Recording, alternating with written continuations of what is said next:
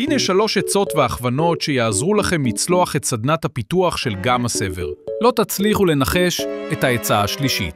התוכנית המוצגת הינה הדמיה של מכונית הכתובה בשפת התכנות C#. התוכנית נכתבה על ידי מלשבלול שלא נרשם למכללת הסבר ולכן לא עבר בהצלחה את המיונים ל-8200 סבר. כעת נשפץ ונארגן מחדש את התוכנית. עצה מספר 1.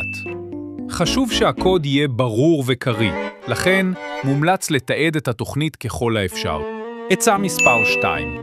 תדאגו לכתוב קוד נקי ופרקני שמשתמש בתבניות עיצוב כמו מפעל ויחידן.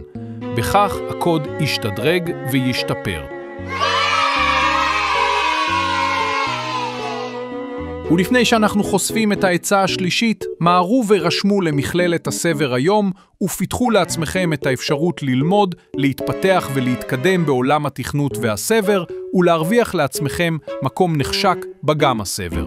והעצה השלישית, תדאגו להירשם היום למכללת הסבר ובכך לפתוח לעצמכם את האפשרות ללמוד, להתפתח ולהתקדם בעולם התכנות והסבר ולהרוויח לעצמכם מקום נחשק בגמא סבר.